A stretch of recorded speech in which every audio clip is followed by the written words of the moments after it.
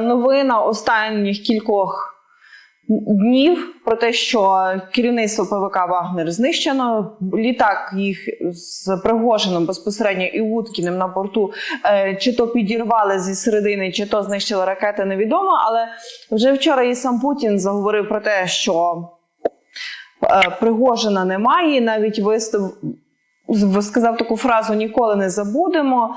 По суті, президент РФ фактично підтвердив загибель керівника ПВК «Вагнер» Пригожина. Пригожин був людиною складної долі, але талановитою, пряма цитата.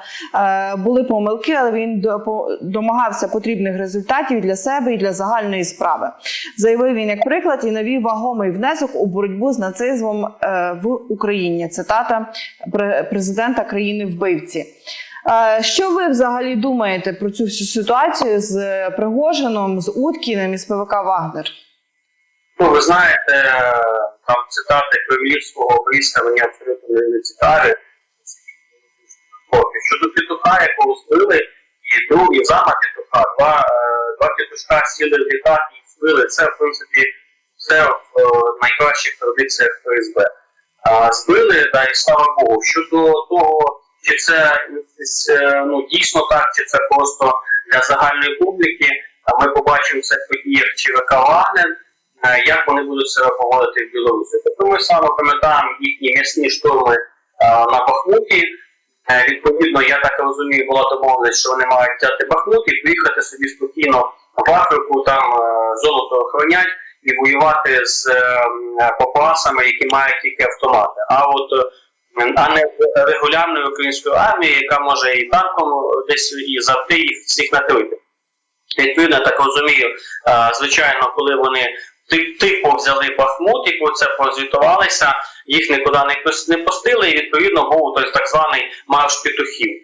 Відповідно, після цього маршу петухів їх загнали в Білорусь і дуже-дуже довго домовлялися.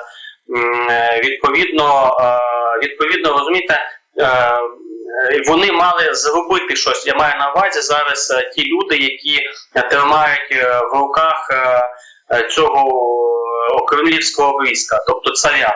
Розумієте, Пригожин для всіх відомий позивний в нього петух, і його просто так не називають. Уявіть, значить, публічно цей петух плює в лице московському царю. Тобто, як він публічно попустив московського царя. З цієї ситуації треба було виходити, або ліквідовувати петушка дійсно, або ж робити інсценування і відправляти його в Африку, там здобувати золото. Відповідно, по цьому ми побачимо, як ЧВК себе буде поводитися. ЧВК проведе в Штормзет, до Шойгу, ще кудись там, якусь проведе регулярну армію, значить дійсно цих двох петухів, якого одного фамілія Уткін, така символічна, теж пташечка така, да? Якщо вони поведуть в Міністерство оборони Кацапської Федерації, значить цих двох петушків дійсно замочили. Якщо ж ЧВК «Вагнер» успішно поїде охороняти золото, чи де-то в Нігер, да, здається, там відбувся державний переворот, поїде в Нігер охороняти нового нігерійського президента, то відповідно насправді петушки живі, з ними все хорошо, вони в Африці там стали, значить, теж нігерійцями і спокійно будуть там жити. Я так бачу цю ситуацію, два таких от шляхи. Це по тому, як буде себе поводити ЧВК, яке знаходиться в Білорусі. Були повідомлення від Радіо Свобода і від аналітиків білоруських ГАЮН, якщо я не помиляюся, про те, що ці ЧВК «Вагнер», які знаходяться на території Білорусі, вже свої польові місця дислокації звертають, складають і кудись збираються. Куди поки що не зрозуміло, але тим не менше. Раніше були повідомлення, що нібито ЧВК «Вагнер» будуть мстити за смерть Пригожина. Але поки що це все лише інформаційні повідомлення. Як ви вважаєте, чи знайдуться ще ті, хто готові будуть повторити оцей марш на Москву, чи їм не потрібно? Ви знаєте, я думаю, що не потрібно. Там стільки, можливо, будуть якісь фанатики, які не розуміють, що відбулося, або ж дійсно петухів замочили. Я все-таки десь думаю, що цей марш петухів, який вони робили, це, ви ж розумієте, що це був марш за бабки. Вони не отримали своє бабло з державного бюджету, вони не отримали нові контракти на продаж і купівлю там товарів, харчів і так далі. Десь дочку перевожено так звано обідали, не продали її землю в Петербурзі. Цей марш петухів ніс за собою суто меркантильний і матеріальний контекст.